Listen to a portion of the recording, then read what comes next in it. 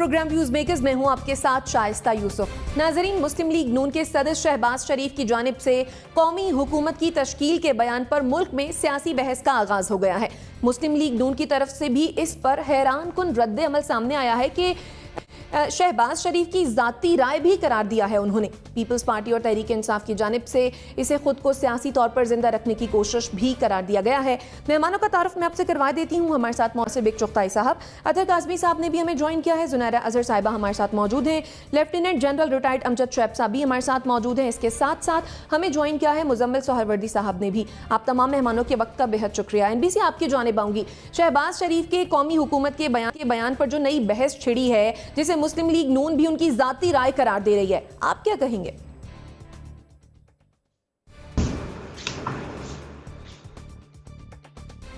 जी, मुझसे पूछा आपने? जी जी। देखिए, ये बहुत टू द पॉइंट बात है कि जाती राय, अच्छा, ये बातें कई बार पहले भी हो चुकी हैं।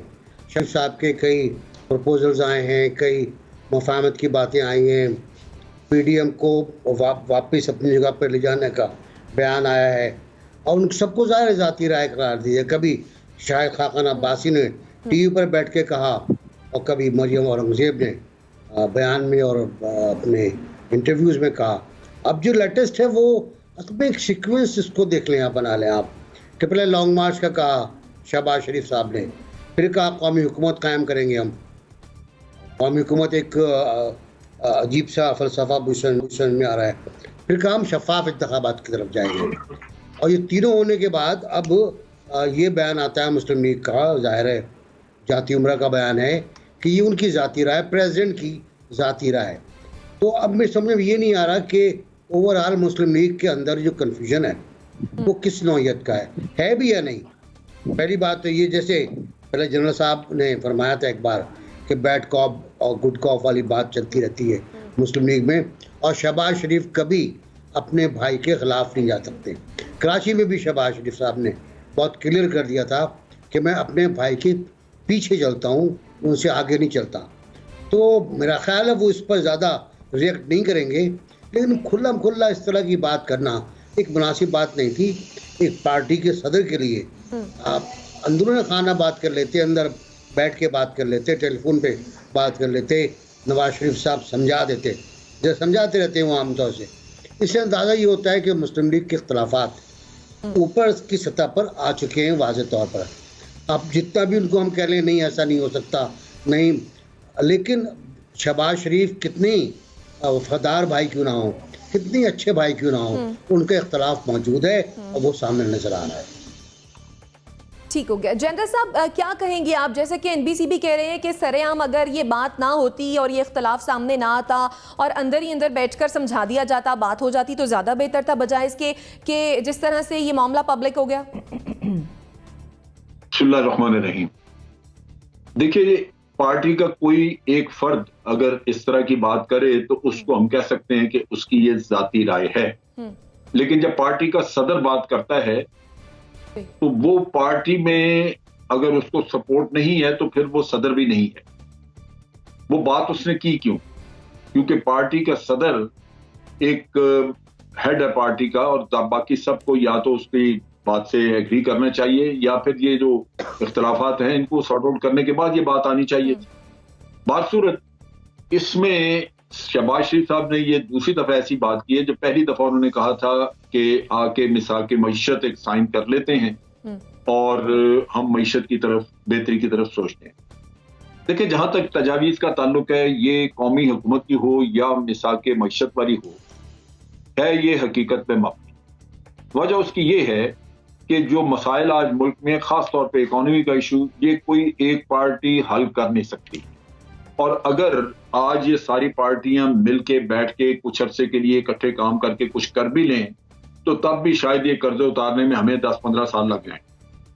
तो बात तो असल चीज है कि आप अपने पार्टी मफादात को देखना है या मुल्क के मफाद को देखना है। चैलेंजेस आज बहुत ज्यादा हैं, आपको अपने बॉर्डर्स पे भी चैलेंजेस हैं, ईस्टर्न बॉर्डर पे, वेस्टर्न बॉर्डर पे, दोनों तरफ चैलेंजेस हैं। इकोनॉमी के चैलेंजेस आपको इतने शदीद हैं, प्रोडक्शन आपकी बढ़ नहीं रही, इनकम आपको रेमिटेंसेस की वजह से है और कर्जे बढ़ते जा रहे हैं। फिर आप देख लें कि आपकी नॉन परफॉर्मिंग एंटिटीज हैं गवर्नमेंट की, वो भी बढ़ रहे हैं, सर्कुलर डेट बढ़ रहे हैं, आप तो गिरे हुए हैं बुरी तरह।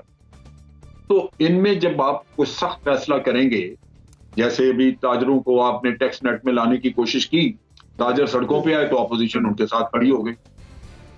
अब अगर ऑपोजिशन उनके साथ खड़ी हो जाए तो हुकूमत डिफेंसिव पे चली जाएगी, हुकूमत को बहुत सारी चीजें वापस लेनी पड़ी, इंडस्ट्रियलिस्ट की डिमांड माननी पड़ी, ब्यूरोक्रेट्स की माननी पड़ी, फिर इनको डिमांड माननी पड़ी ताजरों की। अगर सारे ये मिलके एक प्लेटफॉर्म पे बात करते और एक यूनिटी होती तो फिर किसी की जरूरत नहीं थी कि वो मुतालबात खड़ा करते, क्योंकि उसको पॉलिटिकल सपोर्ट नहीं मिलनी थी कहीं से। तो ये इश्यूज हैं जिनकी वजह से यहां कोई भी अकेले पार्टी जब करेगी कोई ना कोई नारा लग जाएगा उसके खिलाफ कि जनाब भूखा मार दिया लोगों को, महंगाई हो गई, ये हो गया, वो हो गया। असल चीज है कि जो कर्जों में जीती है कौमें, उनको सख्त फैसले करने हैं।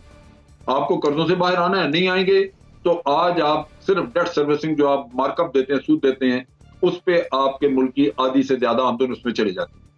तो बाकी रह क्या जाता है जिसमें आप अपना डिफेंस भी पूरा करें, फिर आपको डेवलपमेंट बजट भी उसमें से थोड़ा बहुत निकालें, तो अवाम तो रोते रहेंगे हमेशा ही।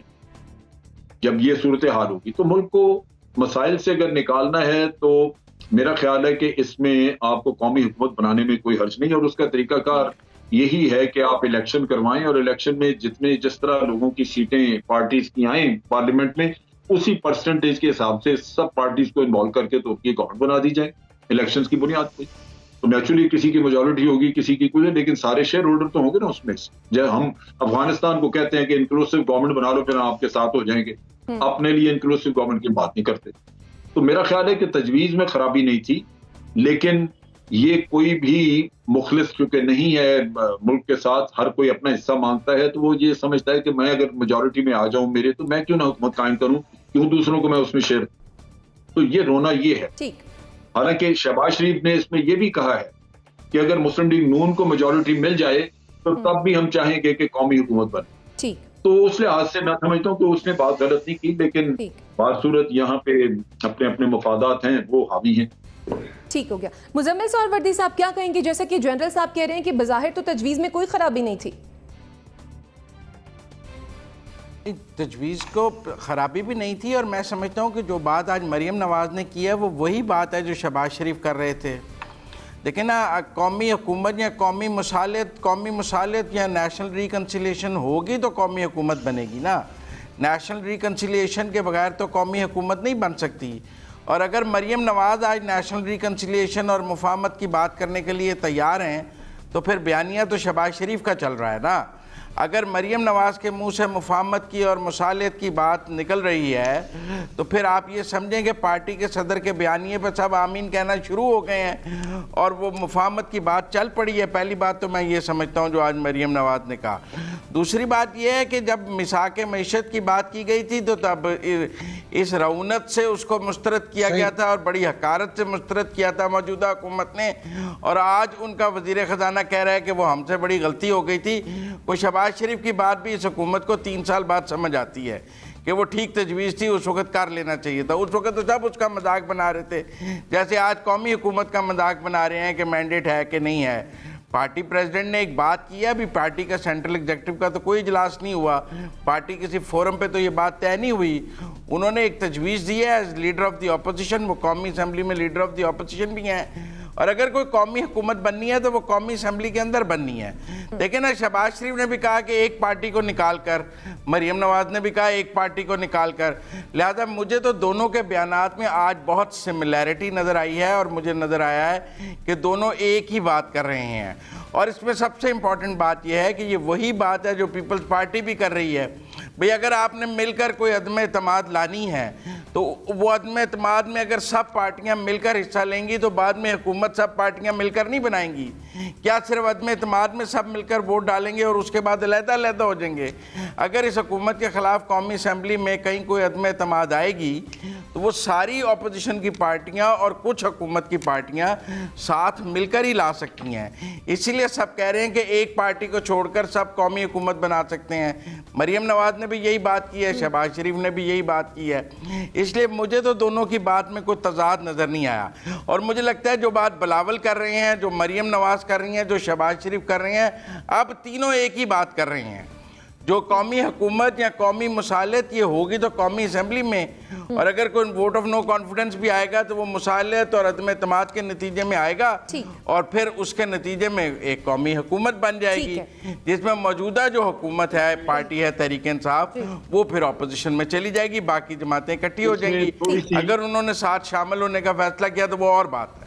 ठीक है जनरल साहब, इसलिए मुझे तो कोई तजाद नहीं नजर आया और ना मुझे कोई इख्तिलाफ मौजूद है। ठीक है, देखिए एक सेकंड, एक मैं वजाहत दे दूं। इख्तिलाफ इसमें मौजूद है। कौमी मफाहमत का मतलब है कि उसमें एनआरओ शामिल है साथ, और जब आप मफाहमत से हटके कौमी बात करके कौमी हुकूमत की तो उसमें फिर एनआरओ शामिल नहीं है, और फिर उसमें ऑपोजिशन नहीं होती। जब आपकी कौमी हुकूमत बनती है तो जनरल साहब को बात कंप्लीट करने दीजिए, मैं आपकी बात भी सुनती हूँ। मैं नहीं जनरल साहब आप जिसको एनआरओ कहते हैं उसको इंतकाम भी कहा जाता है, और ये भी कहा जाता है कि इंतकाम बंद किया जाएगा, और जो इंतकाम लेने के लिए टारगेटेड एहतसाब जो है, जो टारगेटेड एहतसाब है जिसमें कोई मुकद्दस गाय है और कोई टारगेट किया जा रहा है, वो भी खत्म होना चाहिए। सबको पता है कि कानून की अदालत के फैसले आवाम की अदालत में जब कानून के बारे में फैसले आवाम की दोबारा आपसे बात कर रही है, जैसा कि मुजम्मिल साहब ये कह रहे थे कि मरियम मसालिहत की बात कर रही हैं, तो बात वो शहबाज शरीफ ने की, बल्कि मुजम्मिल साहब ने ये भी कहा कि बिलावल भुट्टो, शहबाज शरीफ और मरियम नवाज तीनों एक ही बात कर रहे हैं। आप क्या कहेंगे?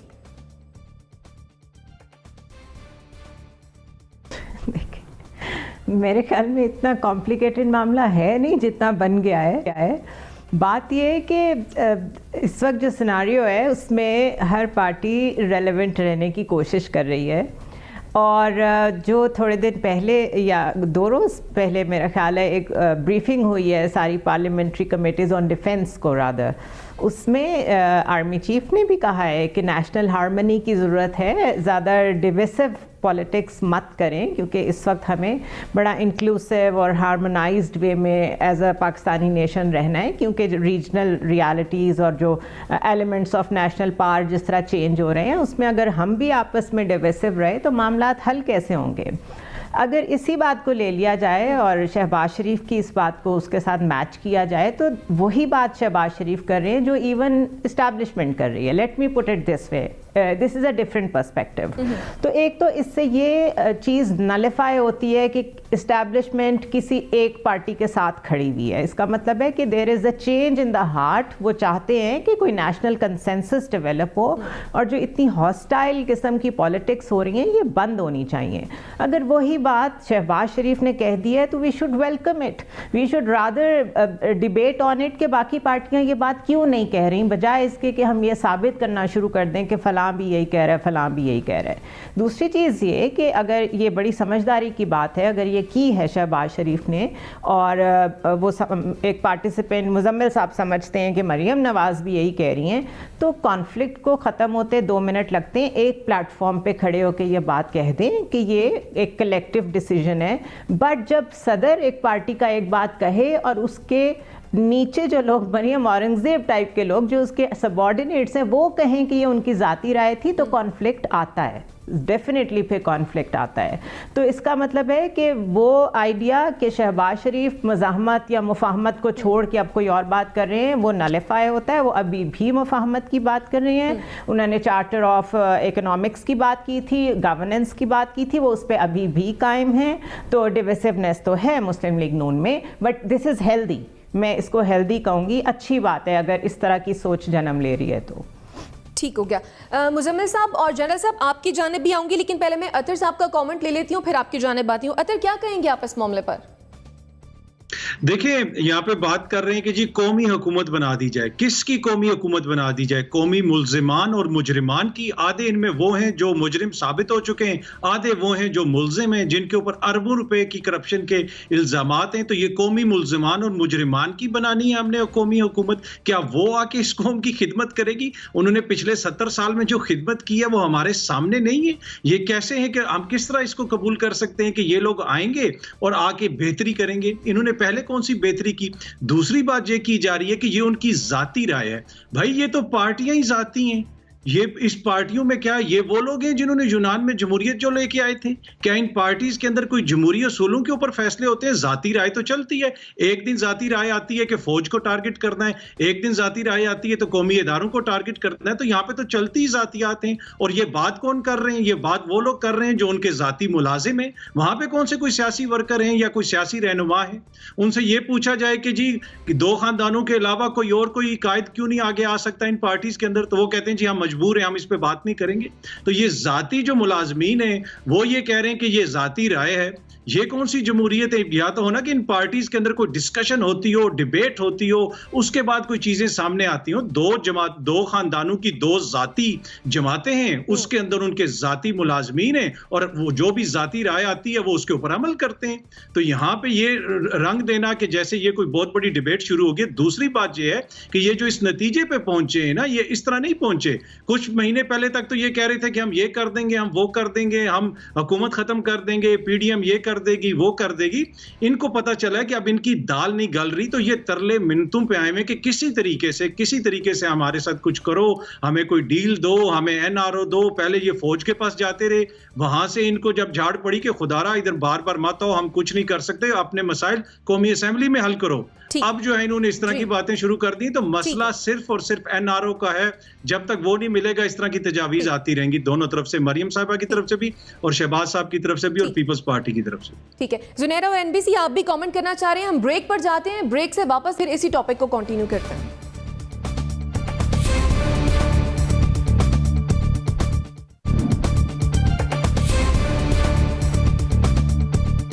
Welcome back after the break. Break पर जाने से पहले हम बात कर रहे थे शहबाज शरीफ के कौमी हुकूमत के बयान पर जो नई बहस छिड़ गई है, इस बारे में जनरल साहब आपकी जानिब आऊंगी, आप क्या कहेंगे? देखिए, मैं उसकी वजाहत दे रहा था कि जो बयान दोनों ने दिया है, मरियम ने और शहबाज शरीफ ने, उन दोनों के बयान में एक तो फर्क मेरी नजर में है। मुफाहमत कौमी जब आप हुकूमत बना रहे हैं तो उसमें मुफाहमत का कहीं कोई जिक्र नहीं है। उसमें रिप्रेजेंटेशन का किस्सा है कि आप अपनी परसेंटेज के हिसाब से सब लोगों को रिप्रेजेंटेशन दे देते हैं। फर्क ये पड़ता है कि उसमें ऑपोजिशन खत्म हो जाती है, उस पार्लियामेंट में कोई ऑपोजिशन नहीं रहती और वो गवर्नमेंट के लोग ही अगर समझें तो तनकीद करें किसी चीज पे, वरना वो मुश्तरका फैसला सारी पार्टियों को समझा जाता है और उसी तरह कानून साजी होती रहती है।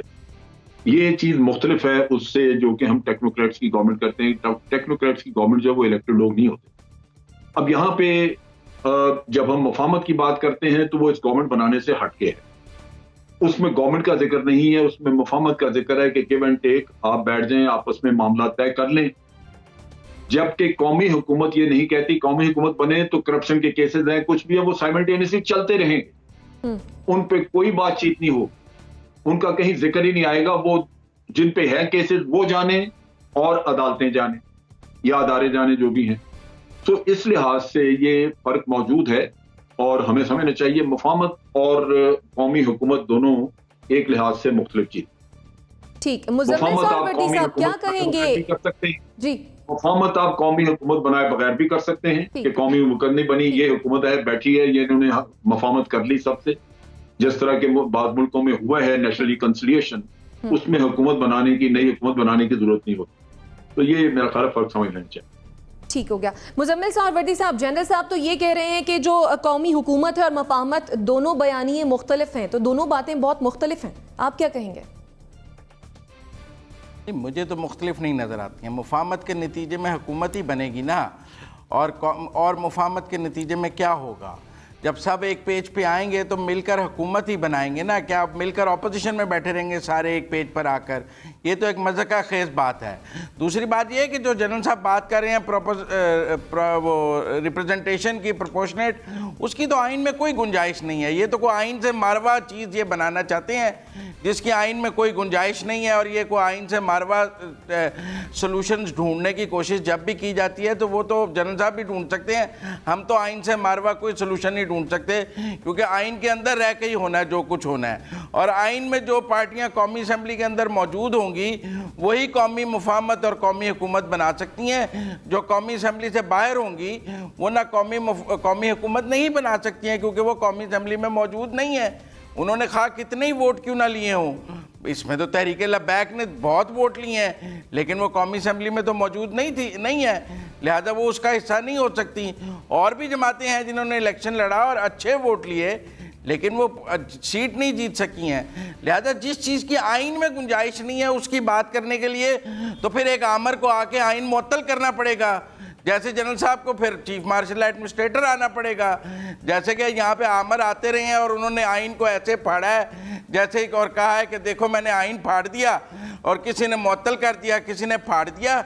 अगर उस किस्म का कोई सोल्यूशन जनरल साहब बता रहे हैं तो हमें तो वो समझ नहीं आ सकता, क्योंकि हमारे लिए तो आइन की किताब बड़ी मुकद्दस है और हम उसके अंदर रह के बात करना चाहते हैं, और जो आज़ादियाँ आइन में दी गई हैं उसी के लिए बात करना चाहते हैं। आपका अपॉइंटमेंट हो गया, देखें उसी की बात करना चाहते हैं। कौमी हुकूमत भी आइन के अंदर रह के बन सकती है। मुजम्मिल साहब आपको रिस्पॉन्ड करना चाह रहे हैं। मुजम्मिल साहब, जनरल साहब आपको रिस्पॉन्ड करना चाह रहे हैं। ये रवैया जो है ना इंतहा पसंद आना है कि या इधर है या उधर, ये ऐसे नहीं है। आइन में गुंजाइश है कि आपने इलेक्शन लड़ना है, इलेक्शन लड़े, लोग जीत के सीटें पार्लियामेंट का हिस्सा बन गए। अब वहां पे आपने कोलिशन बनानी है, 3 पार्टियां मिलकर कोलिशन बना लें, या अगर 10 पार्टियां तो 10 के 10 मिलकर कोलिशन बना लें। इसमें तो कोई आइन में कोई रुकावट नहीं है। सिर्फ जो पार्टियां सीट जीत नहीं सकी, बाहर रह गई, उनका कोई राइट नहीं है, उनको लोगों ने मैंडेट दिया ही नहीं है, वो कौमी हुकूमत का हिस्सा कैसे बन सकती? तो ये चीज आप फर्क नहीं समझ रहे। आप प्रोपोर्शनेट रिप्रेजेंटेशन की बात तो ना करें, फिर आप प्रोपोर्शनेट रिप्रेजेंटेशन की बात तो ना करने की जरूरत है। प्रोपोर्शनल रिप्रेजेंटेशन तो उस निजाम में है जहां जिसने वोट लिए।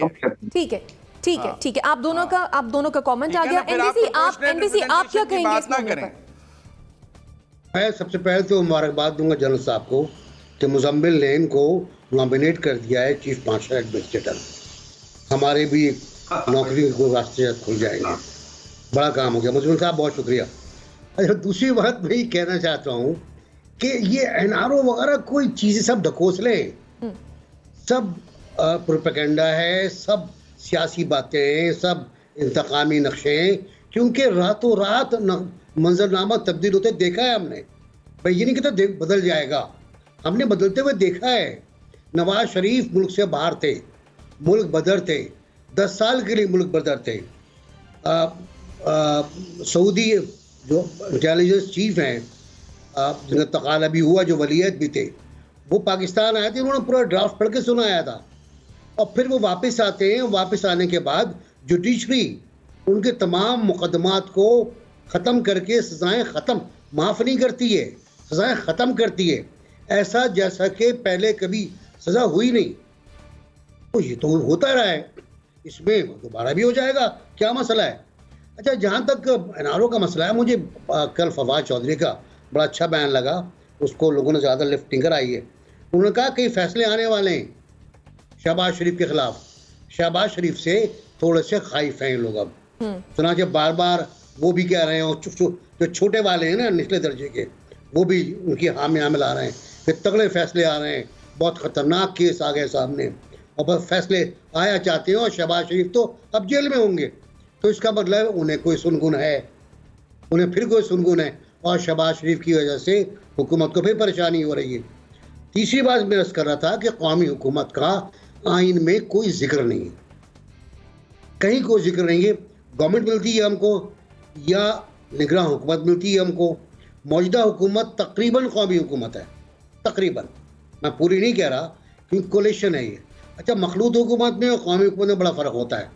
मखलूत हुकूमत में सब नहीं होते, तमाम पार्लियामेंट की पार्टियां नहीं होती हैं, कुछ पार्टियां होती हैं। इस हुकूमत में कुछ पार्टियां हैं, MQM वाले हैं, दूसरे हैं, ANP बलोच चले गए वापस, कुछ बलोच मौजूद हैं।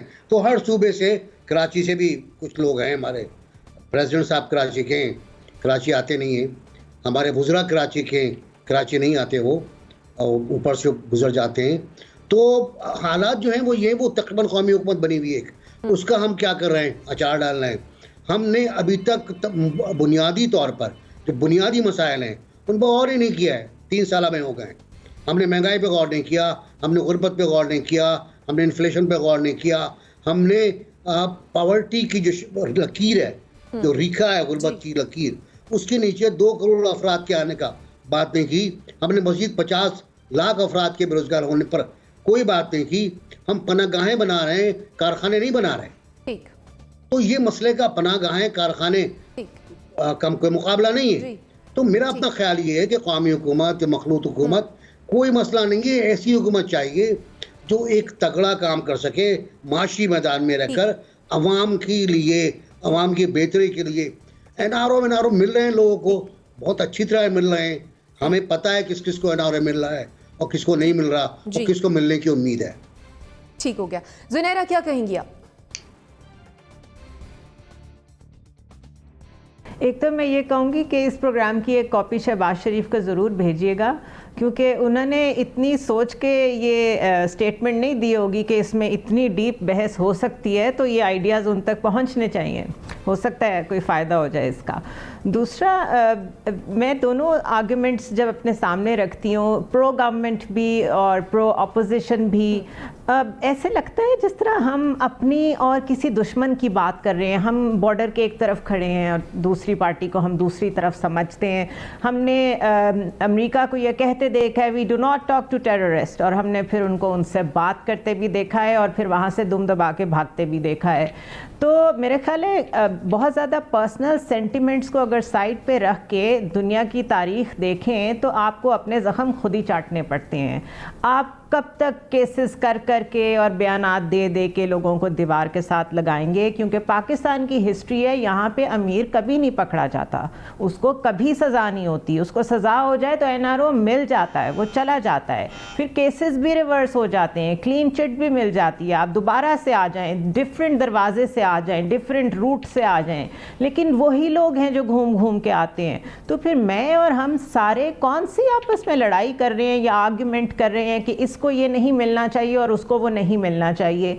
यही 300-400 लोग या यही 2000 या 3000 लोग जो हैं, यही घूम घूम पे हम पे मुसल्लत होते हैं। इनकी आपस में कंप्लीट हार्मनी है, इनकी वक्ती लड़ाइयों पे नहीं जाना चाहिए। और हमें भी ये देखना चाहिए कि हमारी भलाई इसी में कि कंसेंसस के साथ जो बात आगे बढ़ती रहे उसे बढ़ाते रहें, वरना फिर जब आइन के टुकड़े होते हैं तो फिर आपको पता है क्या होता है। और जहाँ तक रह गई आइन की बात, जब ये पार्टी समझेंगी कि इनको कोई और रूट चाहिए जो कि आइन में मौजूद नहीं है, ये इकट्ठे होके वो भी लिख लेंगे, तब भी मैं और आप कुछ नहीं कर सकेंगे। सो मेरे ख्याल है रियलिस्टिक होके सोचना चाहिए। ठीक हो गया। अतर काज़मी साहब, क्या कहेंगे आप? जैसे कि एनबीसी ने भी कहा कि एनआरओ दिए जा रहे हैं, हुकूमत ऐसी होनी चाहिए जो मईशत पर तवज्जो दे। देखिए, ऑब्वियसली कहीं ना कहीं कुछ ना कुछ होगा जो उन्होंने जिक्र किया, पर प्रॉब्लम ये है कि हम आइन आइन आइन की बातें करते रहते हैं। क्या टीटीज जो होती थी इस मुल्क से, वो आइन के तहत होती थी? जो यहाँ पे करप्शन होती थी वो आइन के तहत होती थी? जो आपके थर के अंदर बच्चे मर जाते हैं हर साल, कितने ज्यादा बच्चे भूख से मर जाते हैं, क्या वो आइन के तहत होते हैं? जो हमारे थानों में हमारे अवाम के साथ सलूक होता है वो आइन के तहत होता है? जो महकमा माल के अंदर अगर किसी ने एक मरला जमीन भी खरीदनी हो तो उसका इंतकाल करना मसला बन जाता है, क्या वो आइन के तहत होता है? तो आइन की तो हम ऐसे बात करते हैं कि हम किसी एक ऐसी रियासत में रहते हैं जहां पे आइन इतना मुकद्दस है कि हर कोई उस पे अमल कर रहा है। ये आइन सिर्फ हमारे लिए है, ये आइन सिर्फ इन लोगों के लिए कि हुकूमत करने के लिए? क्या इस आइन के अंदर इस अवाम का कोई हक नहीं लिखा हुआ? क्या इस आइन के अंदर ये नहीं लिखा गया कि इस अवाम को हर सहूलत दी जाएगी, इस अवाम को लुक आफ्टर किया जाएगा, बुनियादी सहूलतें दी जाएंगी? क्या 72 साल में वो मिली इस अवाम को?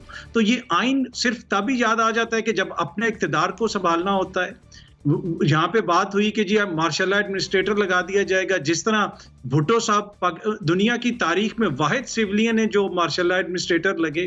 जब मार्शल लॉ लगता है तो फिर तो नवाज शरीफ और भुट्टो साहब जैसी क़यादत सामने आती है, फिर वो नई कोई मुसीबत हमारे गले में पड़ जाएगी अगर इस दफ़ा मार्शल लॉ लगा। तो आइन की हम बात तो करते हैं, पर ये आइन हमारे लिए है, आवाम के लिए है, चंद खानदानों के तहफ़्फ़ुज़ के लिए ये आइन नहीं है। अगर आपने इस आइन की बात करनी है तो आवाम की बात करें जिनको आज भी कुछ नहीं मिला। तो मैं बस इतना ही कहूंगा इसमें। ठीक, एनबीसी आप कुछ कहना चाहेंगे? मैं अतर के लीजन में एक इनकलाब महसूस कर रहा हूँ, एक इनकलाबी कैफियत महसूस कर रहा हूँ, और मुझे अच्छा लग रहा है कि वो आइन के तक़द्दुस की बात कर रहे हैं। हम यही तो चाहते हैं ना कि आइन पर अमल किया जाए। आइन में लिखा है कि यूनिवर्सल एजुकेशन होगी, सब बच्चों को दें एजुकेशन, उसके लिए लड़ते रहें, उसके लड़ाई लड़ें। लोगों को रोज़गार का हक़ होगा, लोगों को मज़हब का हक़ होगा, लोगों को हक़ इज्तिमा होगा, इज़हार आज़ादी होगा, इज़हार आज़ादी सहाफ़त होगा, ये हक़ूक़ दें लोगों को। इस लड़ाई तो यही चल रही है ना। ये लड़ाई उस वक्त मुतासिर हुई जब जनरल ज़िया-उल हक़ ने, मैं नाम लेना चाहूँगा कि जनरल ज़िया-उल हक़ ने आकर कहा कि आइन क्या है, चंद सफ़ात का एक चिथड़ा, जब चाहूँ पाड़ के फेंक दूँ और ये सियासतदान मेरे पीछे दुम दबाते हुए चले आएंगे। हुआ भी यही, बहुत से चले गए, बहुत से सियासतदान बन गए, बहुत से मुदब्बिर बन गए उसके साथ रहकर। और उसके बाद आपने देखा इस मुल्क के साथ तब से आइन की बेहुरमती हो रही है। जो आता है उठा के फेंक देता है उसको बाहर। कोई कहता है एबियंस में, कोई कहता है मुअत्तल है क्योंकि सुप्रीम कोर्ट का फैसला आ गया। आइन में लिखा हुआ है कि आप उसको अब तोड़ नहीं सकते। आइन को जो तोड़ेगा, जो उसके हक में फैसला देगा, वो सब मुजरिम होंगे और सबके पर आर्टिकल 6 लगेगा। तो आपने निकाल लिया है, एबियंस में डाल दिया आपने उसको मुअत्तल कर दिया, आपने उसको कहा साइड में कर दो। आइन के तहत अगर आइन को बुरा ना कहें, अगर आइन के तहत मुल्क चलता है तो इस मुल्क की बेहतरी होगी, वरना इसमें अबतरी होगी और अबतरी होगी और यहाँ खौफनाक मसाइल पैदा होंगे। जिसका जो हक है उसको दे दें आप। ठीक है। क्यों आप बलूचिस्तान के लोगों को महरूम करते हैं उनके हकूक से? मैं चलें, आपके पास टाइम नहीं, जाहिर सी बात है, बिल्कुल मेरे पास वक्त की कमी है, करता हूँ, लेकिन आइन पर अमल कर ले, मसले हल हो जाएंगे। ठीक हो गया। मुजम्मिल साहब कोई कमेंट कीजिएगा, उसके बाद मुझे ब्रेक की जानिब बढ़ना है।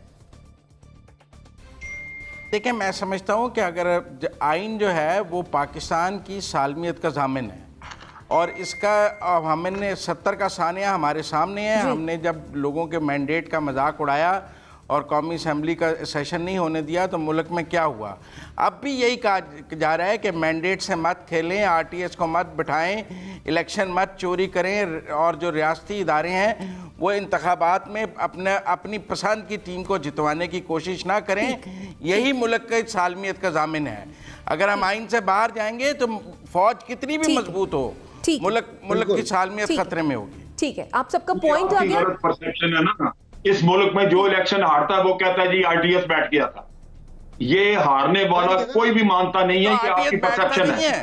आरटीएस करनी है, आरटीएस नहीं बैठा था। मुजम्मिल साहब, जैन साहब को बात करने ताकि हम अगले सेगमेंट की जानिब भी बढ़ें। जी जनाब, भाई बैठता है ना, हर इलेक्शन में यही होता है। कौन सा इलेक्शन है जिसमें हारने वाले ने माना है? ठीक, कोई इलेक्शन आज दिन तक हुआ है जिसमें हारने वाले ने माना हो? आप हकीकत की बात करो ना यार। मैं तो मान गया जब मैं कॉलेज में आ रहा था। अपने कुत्ते की, बुक्स की, अपने खार की बात ना करो, हकीकत की बात करो। ठीक है, ठीक है, ठीक है, आप सबका पॉइंट आ गया। आप पॉइंट आ गया। नाज़रीन, ब्रेक की जानिब बढ़ेंगे, ब्रेक से वापस आते हैं और फिर पीडीएम के बारे में बात करेंगे।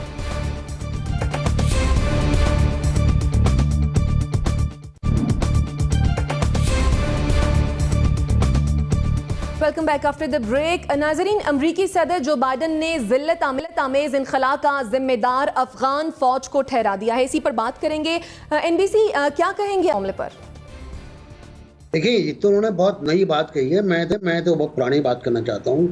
इस जिल्लत आमेज शिकस्त का बुनियादी सबब 40 साल पहले था, जब अमेरिका वहाँ गया था सोवियत यूनियन को तोड़ने के लिए, और हम अमेरिका के छोटे बन के गए थे उसके साथ, और हमारा ख्याल था कि हम फातिह सोवियत यूनियन है। और जब सोवियत यूनियन टूट गया तो अमेरिका अपना सामान लेकर, अपने आप को लेके यहाँ से वापस चला गया। हमें 80,000 लाशें दे दी, हमारे $2 खरब का नुकसान हो गया, हमारी इमारतें तबाह हो गई, हमारी सड़कें तबाह हो गई, हमारा सोशल फैब्रिक तबाह हो गया, तबाही हमारी हुई। और अब वो कहता है मुझे जिल्लत आमेज शिकस्त हुई है। तो जिल्लत आमेज तो उसके मुस्तकिल रही है। उसने जो फौज बनाई थी वो मेल्ट डाउन हो गई, ख़त्म हो गई। वो उसके जो एलीट कमांडोज थे, कल मुझे एक जगह बात हो रही थी कि बस कमांडोज थे, वो कमांडोज कहाँ चले गए? दोस्तम पंचेर वैली में क्या कर रहे हैं? वहाँ मुहासरे में क्यों है? बाहर निकल के मुकाबला करें, वो नहीं कर रहा है। तो अमेरिका मुकम्मल नाकाम है, 40 साल की नाकामी है। जिल्लत आमेज वियतनाम के बाद एक और बड़ी शिकस्त है। जनरल साहब, आप क्या कहेंगे? इत्तेफाक करते हैं आप सर जो बाइडन की इस बात से? देखिए, जो बाइडन जो है वो इल्जाम या वो अपना सारा थोप रहा है उनके सर पे, अफगान आर्मी पे, जबकि अफगान आर्मी के जनरल ने अभी उसका आर्टिकल छपा न्यूयॉर्क टाइम्स में, उसने सारा मलबा इन पे डाला। उसने कहा जी हमारी फौज तो बदल उसी दिन हो गई थी जिस दिन इन्होंने एग्रीमेंट साइन कर लिया और इन्होंने कह दिया हम यहाँ से जा रहे हैं। इसका मतलब यह है कि उस फौज का कायम रहना सारा उस पर दारोमदार उनका अमरीकनों की हाजिरी से था। और उसने बड़ी बड़ी बात सही बातें की। उसने कहा जी इनके कॉन्ट्रैक्टर चले गए, हमारी एयरफोर्स बेकार हो गई, हमारी एयर सपोर्ट थी नहीं, हम जमीन पर लड़ रहे थे। फिर उन्होंने कहा कि ये जो इन्होंने सप्लाई चेन बनाई हुई थी वो इन्होंने बंद कर दी, हम आगे डिलीवरी नहीं कर सके अपने ट्रूप्स को, जैसे वेपन वगैरह या एमुनिशन वगैरह डिलीवर करना था। तो कई ऐसी चीजें, ये किसी वक्त पे कोई लंबी चौड़ी इंक्वायरी हो तो शायद हकायक सामने आए, लेकिन यह है कि अपना अपना पल्ला बचाने के लिए ये एक दूसरे पे इल्जाम डालते रहेंगे। फैक्ट यही है कि अफगान आर्मी लड़ी नहीं, उसको लड़ने से किसी ने रोका नहीं था, लेकिन उनको फेथ नहीं था। अफगान आर्मी के अपने अंदर करप्शन थी, अफगान आर्मी के अपने अंदर अकरवा परवरी थी, वो मानता है खुद। और फिर इसी तरह सियासतदानों में फैसला सादी की अहलियत नहीं थी, वो करप्ट थे, पैसे खाते थे और क्रूनीज को उन्होंने अपने उहदों पे लगाया हुआ था मुख्तलिफ जगहों पे। ये भी चीजें वो आइडेंटिफाई करता है। तो मेरा ख्याल है बुनियादी तौर पे अफगानिस्तान का पूरा वो स्ट्रक्चर जो अमेरिका ने खड़ा किया था, ये उसकी नाकाम। ठीक है, जुनैरा आप क्या कहेंगी? मैं ये कहूँगी कि ख़ुद अमेरिकन थिंक टैंक्स और कांग्रेस में यह बात हो रही है कि 1945 ऑनवर्ड्स एक जंग भी अमेरिका नहीं जीता, प्रॉक्सीज़ के ज़रिए से ऑपरेट करता रहा है, फिर भी कोई जंग नहीं जीत सका। तो अमेरिका कुछ अपनी इंट्रोस्पेक्शन करनी चाहिए, एक कोई बाहर नहीं उसको ढूंढने की ज़रूरत कोई प्रॉब्लम। दूसरा ये कि अफ़गान आर्मी के ऊपर अगर हम सारी जिम्मेदारी डाल भी देते हैं, उसको ट्रेन किसने किया था? अमेरिका ने किया था, यूके ने किया था, इंडिया ने किया था। तो आपको अपनी ट्रेनिंग रिजीम देखनी चाहिए और आपको अपनी हालत ज़ार खुद देखनी चाहिए कि आप ट्रेन करने चले थे, आपको तो खुद ट्रेनिंग की ज़रूरत है। सो मेरे ख्याल है अभी आने वाले वक्त में इस तरह के बयानात आते रहेंगे। वी ऑल नो कि एक डिफीटेड आर्मी इसी तरह के बयानात देती है। ठीक, अतर काज़मी साहब आप क्या कहेंगे? देखिए, ये वही जो बाइडेन साहब हैं जो तालिबान के टेक ओवर से कुछ दिन पहले ये कह रहे थे कि इस तरह की कोई सूरत-ए-हाल पैदा नहीं हो सकती, तालिबान कभी भी नहीं आ सकते, अफगानिस्तान की तो 3 लाख से ज़्यादा आर्मी है। तो जो बाइडेन साहब को अपनी इंटेलिजेंस का, अपने जो मशीनरी है, उनकी जो फौजी वहाँ पे हिकमत अमली थी, उसके फेलियर का जायज़ा लेना चाहिए। हकीकत ये है कि जिस वक्त अमेरिका 21 साल 20 साल पहले आया था, इस वक्त तालिबान की उससे भी ज़्यादा एरिया के ऊपर उनकी हुकूमत है जितनी उनकी पहले थी। ये है हकीकत। और दुनिया का सबसे ताकतवर तरीन फौजी अलायंस यहाँ पे 2 दहाइयों तक बैठा रहा और जाते हुए उन्हीं के हवाले हुकूमत कर गया जिनको वो हटाने के लिए आए थे। तो ये फेलियर अगर किसी का है तो वो सिर्फ और सिर्फ अमेरिका का और उसके इत्तेहादियों का और उन लोगों का फेलियर है जो ये समझते हैं कि बंदूक की जोर के ऊपर हम हर हल निकालेंगे। पाकिस्तान बार बार उनको कहता रहा कि मुज़ाकरात करो, सबको शामिल करो, बातचीत करके मसले का हल निकालो, लेकिन इन्होंने पाकिस्तान की नहीं सुनी। अब जो है सब कह रहे हैं कि जब पाकिस्तान हमारी मदद करे, ये करे, वो करे। पाकिस्तान एक लिमिटेड इसमें किरदार अदा कर सकता है, लेकिन ये सब लोगों के लिए एक सबक है कि आप ताकत के जोर पे कहीं पे भी जाके किसी भी कौम को महकूम नहीं बना सकते। ठीक है, मुजम्मिल सोहरवर्दी साहब आप क्या कहेंगे इस पे? देखिए, कुछ नया नहीं हुआ। 9/11 के बाद जब अमेरिका आया था तो इसी तरह जैसे आज अफ़गान फ़ौज नहीं लड़ी, उस वक्त तालिबान नहीं लड़े थे और उन्होंने रातों रात सारे इलाके छोड़ दिए थे और रातों रात वो हर जगह से अपनी हुकूमत ख़त्म करके गायब हो गए थे। वही रिपीट हुआ है और मैं समझता हूँ कि शायद कहीं ना कहीं अफ़गानियों ने आपस में ना लड़ने का भी फ़ैसला किया हुआ है और अगर इस बार तालिबान वापस आए हैं तो ये वैसे ही वापस आए हैं जैसे वो गए थे। तो उस वक्त सब ने कहा जी तालिबान रातों रात चले गए, आज सब ने कहा अफ़गान आर्मी सारे चले गए। ये सब भी जो अफ़गान आर्मी में ये ट्रेंड लोग हैं, इनको ट्रेनिंग है लड़ने की। और मैं समझता हूँ आगे चलकर अगर तालिबान ने कोई इंक्लूसिव गवर्नमेंट ना बनाई, उनके खिलाफ रेजिस्टेंस हुई, तो ये ट्रेंड लोग बहुत पोटेंशियल होंगे आगे तालिबान के लिए थ्रेट बनने का। इसलिए game is not over yet, आगे देखें क्या होता है। जनरल साहब, आप किसी किस्म का थ्रेट देख रहे हैं? हाँ, ये देखें, अभी तो पहला स्टेप ही पूरा नहीं हुआ। आइन इन्होंने बनाना है जिसमें ये शरीयत वगैरह जो शामिल उन्होंने करनी है, उसके बारे में क्या इत्तफाक राय होता है। हुकूमत उसमें जो भी दूसरों को शेयर मिलता है तालिबान देते हैं, क्या वो उससे मुतमईन है? अगर यहाँ पे किसी भी किस्म की रेजिस्टेंस चल जाता है इन्हीं वजह से, तो जो 20 साल अमेरिका बैठा रहा है, भारत वहां पे 20 साल रहा है, तो इन लोगों ने अपनी प्रॉक्सीज तो वहां रखी हुई हैं। वो किसी भी वक्त करप्ट सोसाइटी में बड़ा आसान होता है कि आप पैसा लगा के जो भी करवाना चाहें वहां पे करवा लें, इनसे टेररिज्म करवाया जा सकता है। तो तालिबान को बड़ा मोहतात होना पड़ेगा। अगर वो कंसेंसस डेवलप ना कर सके तो खाना जंगी होगी, फिर तो वहां पे लाजमी। ठीक है, यानी आपको भी यही लगता है कि खाना जंगी का खतरा है? ठीक है, इधर तमाम एनालिस्ट का पॉइंट आ गया। इसी के साथ नाज़रीन मुझे को दीजिए इजाज़त। अल्लाह ने के पानी।